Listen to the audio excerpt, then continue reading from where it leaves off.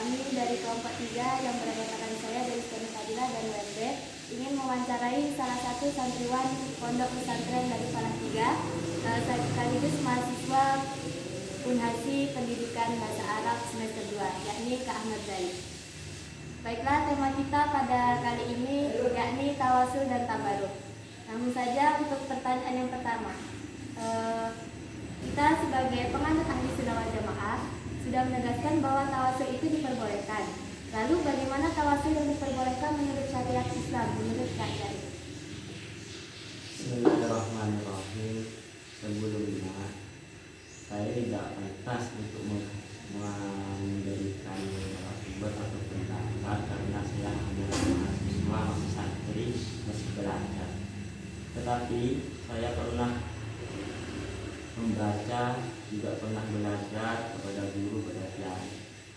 Masalah tawassul ini Allah Subhanahu wa taala sudah berfirman dalam Al-Qur'an Al-Karim surat Al-Maidah ayat 35. Ya ayyuhalladzina amanu ittaqullaha wa tabu ilaihi wasilah. Di sana Allah berfirman, ya ayyuhalladzina amanu, hai orang-orang yang beriman, ittaqullaha, takutlah kamu kepada Allah, bertakwalah kamu kepada Allah. Wa tabu ilaihi wasilah, adalah lafaz wasilahnya di sana yang terakhir. Dan carilah wasilah untuk apa? Untuk bisa berdekatan diri kepada Allah Subhanahu wa taala. Jadi lafaz al-wasilah di sana ditafsirkan oleh Hadratus Syekh Hasyim Asy'ari yang ada di kitabnya. Di sana dijelaskan bahwasanya lafaz al-wasilah di sana, lafaz wasilah di sana bermakna umum. Jadi sesuatu yang bisa mendekatkan diri kepada Allah itu dinamakan wasilah. Jadi wasilah ini juga bisa dari orang-orang soleh atau orang-orang dari amal-amal soleh atau orang-orang yang berbuat soleh. Di sini dapat disebutkan wasilah ini ada dua. Ada wasilah yang pertama, wasilah dengan melakukan hal-hal yang amal-amal baik, amal-amal soleh yang diceritakan oleh para alim, para ulama. Yang kedua adalah tawassul kepada orang-orang yang mempunyai keutamaan. Maka di sini ada ikhtilaf pendapat. Jadi yang pertama semuanya penjumhur ulama sudah sepakat. Yang nomor dua ini adalah ada ikhtilaf, perbedaan pendapat di antara ulama seperti Imam At-Taimiyah dan aliran Wahabi. Maka di sana tidak setuju kalau ada namanya tawassul kepada para alim, para ulama. Tetapi jumhur ulama, Nahdlatul Ulama, aliran Sunni itu tetap disunahkan sebagai tawassul kepada orang-orang soleh. Karena apa? Karena di sana bukan menyembah dan meminta kepada orang-orang soleh, bukan, tapi sebagai wasilah atau perantara. Imam Al-Hakim Abu Abdullah yang menulis di kitab Al-Muqaddah Al-Sunnah di sana dijelaskan, juga dijelaskan di kitab Nasahul Ibad karangannya Imam Ibnu Hajar Al-Asqalani. Di sana dijelaskan bahwasanya ketika Nabi Adam alaihissalam diturunkan ke dunia melakukan kesalahan, Nabi Adam alaihissalam tidak mengangkat wajahnya ke langit. Karena apa? Karena malu kepada Allah karena melakukan kesalahan. Terus dia beristighfar berapa beribu-ribu tahun sampai nyampe ke Mekah, dia berdoa kepada Allah. Maka dijelaskan di kitab Nasahul Ibad, katanya Nabi Adam, saya iri kepada Nabi Muhammad 4 hal. Salah satunya yang pertama adalah umatnya Nabi Muhammad melakukan kesalahan, dia bertobat di mana saja, di Lembang, di Pamekasan, dimanapun, insya Allah diterima oleh Allah Subhanahu wa taala. Sedangkan saya, kata Nabi Adam, saya diterima tobatnya ketika ada di Mekah, selain di situ Allah tidak menerima tobat saya. Di sana ketika Nabi Adam berdoa kepada Allah, Nabi Adam di sana melibatkan nama Muhammad. Kita berdoa, ya Allah, dengan atas nama kebenaran Muhammad, ampunilah dosaku. Lalu Allah berkata kepada Nabi Adam, hai Adam, katanya, tahu dari mana kamu nama Muhammad, sedangkan Muhammad belum saya ciptakan. Kata Nabi Adam, ketika saya diciptakan oleh engkau ya Allah, ketika dengan ruhmu ya Allah, aku angkat wajahku ke atas ard, di sana adalah la ilaha illallah Muhammadar Rasulullah. adalah la ilaha illallah Muhammad Rasulullah. Kata Nabi Adam, aku tahu bahwasanya engkau tidak akan menyambungkan namamu dengan nama makhlukmu kecuali makhluk itu makhluk yang dicintai olehmu. Kata Allah Subhanahu wa taala, engkau benar Adam, Nabi Muhammad adalah nabi yang saya sangat cintai. Dan sekarang kesalahanmu saya diampuni. Karena apa? Karena kau mendahului dengan kebenaran nama Muhammad, dan kau tidak akan tercipta Adam karena selain dengan adanya Muhammad. Jadi di alam jagat alam ini, di alam jagat raya ini tidak akan tercipta karena lain yaitu Allah menciptakan Muhammad. Di alam jagat raya ini menggunakan nur Muhammad, bumi menggunakan nur Muhammad, yang lain tidak akan tercipta kalau tidak ada nur Muhammad, dan semuanya di alam jagat raya ini ada karena adanya nur Muhammad. Dengan itu kita bisa disimpulkan bahwasanya Nabi Adam pun menggunakan wasilah.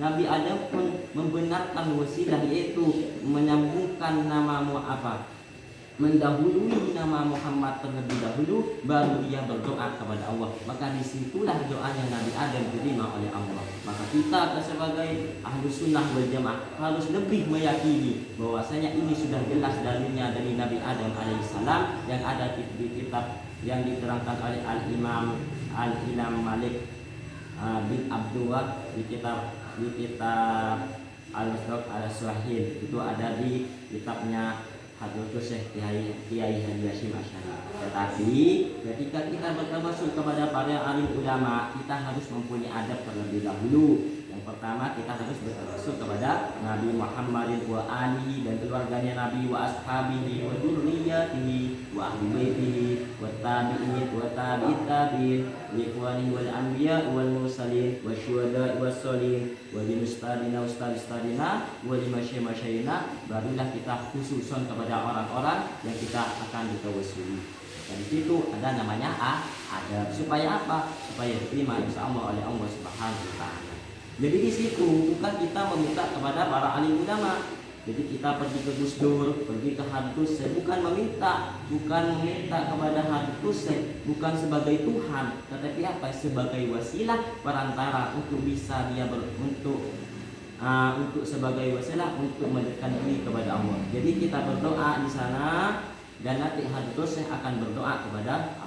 Karena apa? Kamu membutuhkan wasilah. Karena ruh kita ini sangat jelek. Mungkin ruh kita sangat jelek, banyak dosanya. Sedangkan Habib Syekh yang kita yakini dia mempunyai ruh yang murni, mempunyai orang-orang yang baik, yang dekat dengan Allah, sehingga doanya insya Allah langsung diterima. Itulah namanya wasilah. Jadi wasilah adalah perantara untuk kita mendekatkan diri kepada Allah Subhanahu wa taala.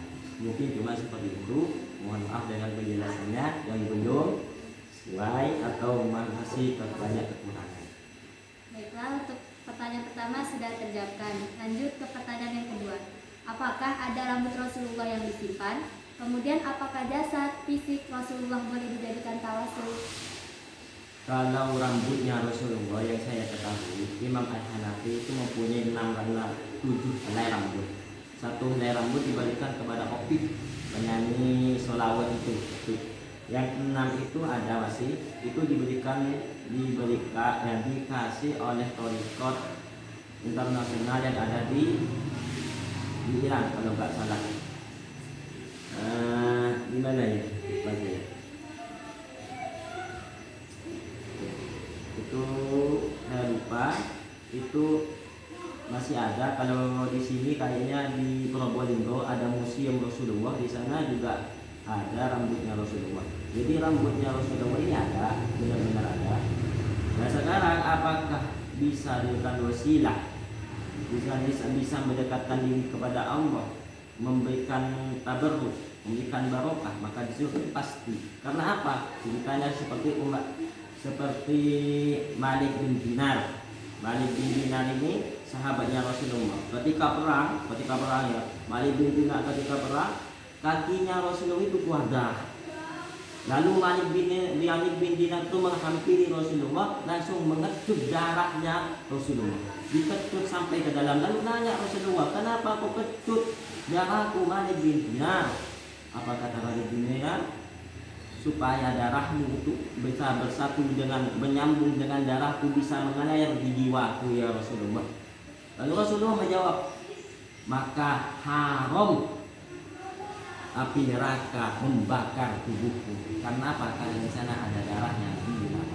Yang kedua Umar. Yang kedua Abdullah bin Zubair.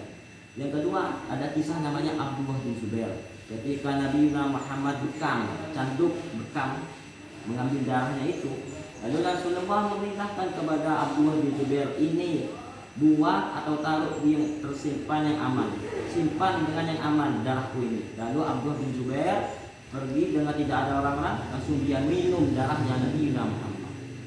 Ketika balik langsung Rasulullah bertanya, ditaruh mana darahku, dibuang ke mana darahku? Lalu Abdullah bin Zubair bilang kepada Abdullah bin Zubair, jauh, berkata atau bilang kepada Nabi Muhammad, saya simpan di tempat yang aman. Di mana? Di tubuhku ya Rasulullah. Kenapa kau minum itu darah? Apa kata Rasul? Abdullah bin Zubair, supaya darahmu ya Rasulullah menyatu dengan darahku, supaya darahmu ya Rasulullah ada di jiwaku. Maka Rasulullah itu bilang kepada Abdullah bin Zubair, wahai Abdullah bin Zubair, maka api neraka haram untuk membakar tubuhmu. Salah satunya juga ada namanya Sayyidina Ukasah. Ketika pulang di Hajjah Wada, Nabi Muhammad itu mengumpulkan para sahabat. Ketika pulang dari Wada, Nabi Muhammad bilang kepada para sahabat, hai para sahabat, apakah saya pernah zalim kepadamu? Karena katanya Nabi Muhammad, apakah saya pernah zalim kepadamu? Jadi Sayyidina Ukasah bertanya, saya Rasulullah, saya pernah dicambuk olehmu ya Rasulullah ketika barisan perang. Ketika barisan perang saya mendahului. Ketika di situ kamu mencambuk saya ya Rasulullah, maka saya menuntut kepadamu. Maka di situ baiklah, saya akan bertanggung jawab dengan itu. Maka Sayyidina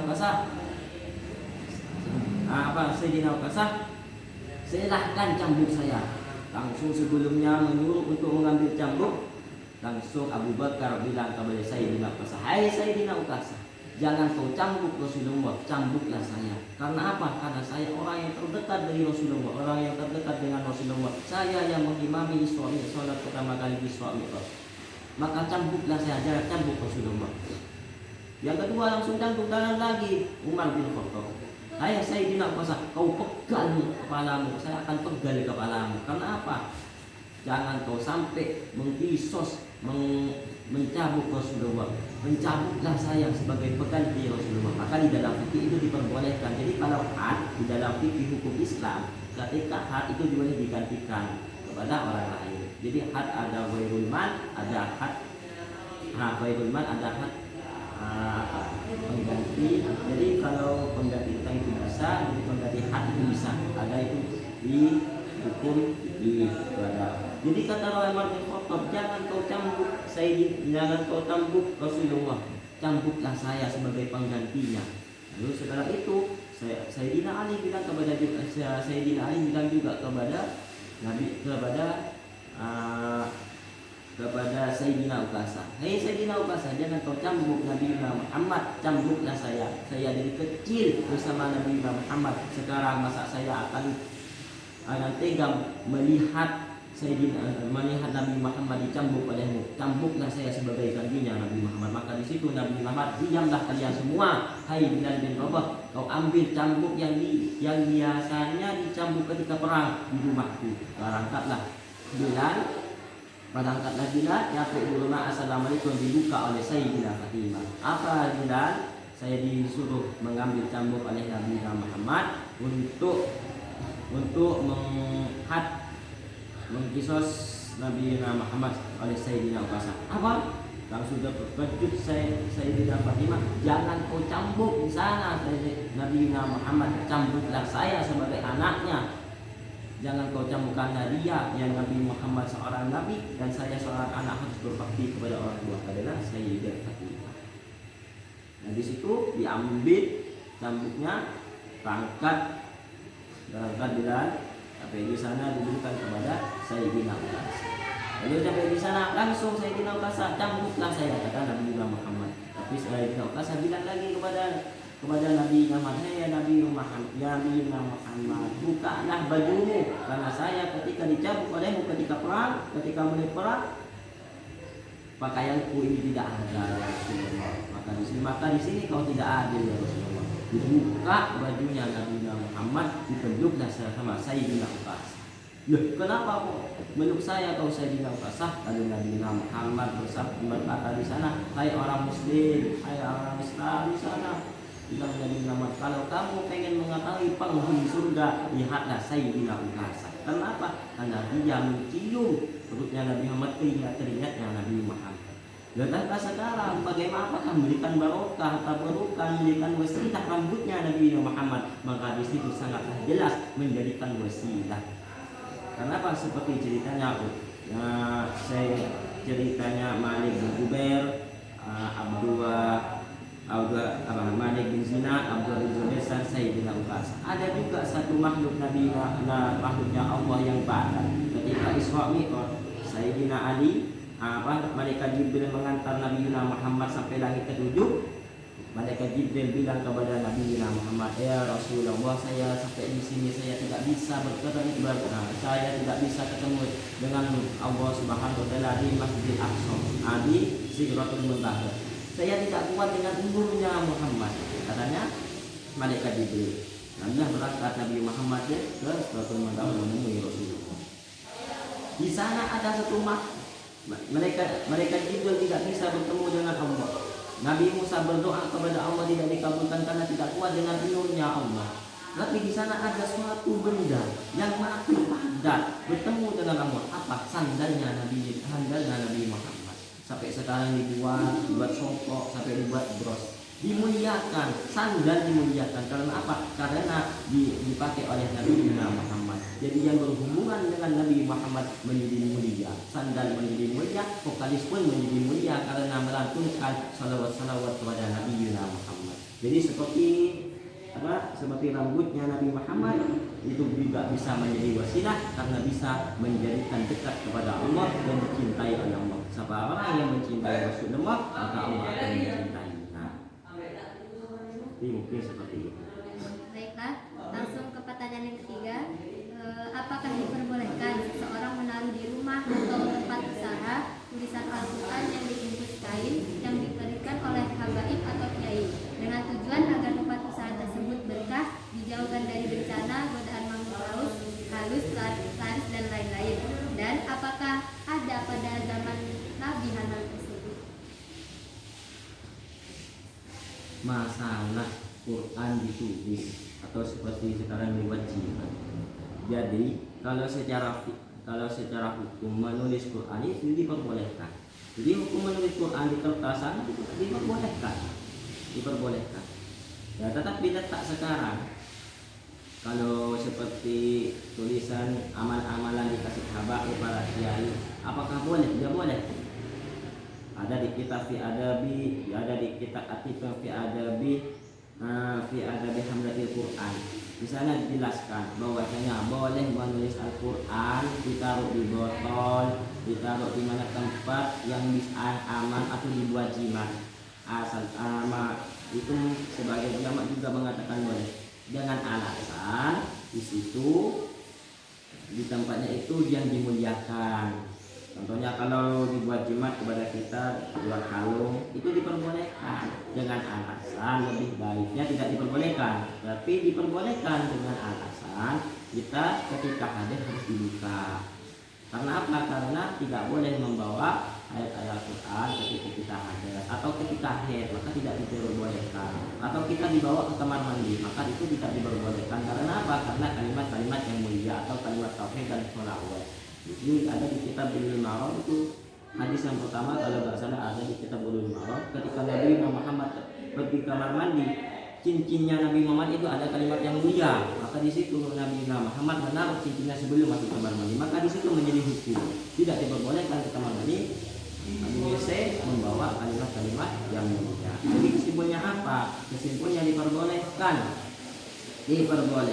menulis Al-Quran atau diberikan jimat untuk taruh atau ayat kursi seperti ini, tulisan seperti ini diperbolehkan dengan alasan di sana tidak ada yang menjegal seperti ditaruh di tempat-tempat yang tidak mulia, kamar mandi, atau kita dipakai ketika kita tidak suci.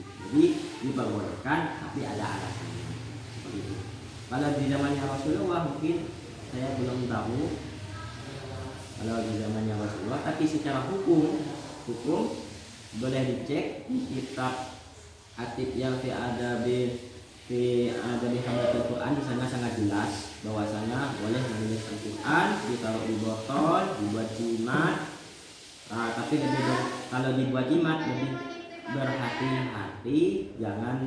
Kalau dibuat jimat lebih berhati-hati jangan. Karena apa? Karena kita kadang tidak sadar kalau kita hadas. Kalau dibuat seperti ini sangat diperbolehkan. Itu menurut Imam Malik. Mungkin seperti itu. Jadi mohon maaf, saya ada cuma seorang santri yang belajar, bahasanya masih kurang, bahasanya masih tetas terclose, cuma sepengetahuan saya. Jadi kalau ada kesalahan tolong diberitahu dan dimaklumi, karena saya adalah manusia biasa yang tidak salah, yang tidak luput dari salah dan dosa. Jadi seperti itu ya sudah. Yang mungkin seperti itu saya kembalikan kepada moderator ini. Baiklah, mungkin sekian wawancara dari kami. Kami mengucapkan terima kasih kepada Kak Zaid yang telah memberikan ilmunya kepada kami semua dan semoga bermanfaat juga bagi kita semua.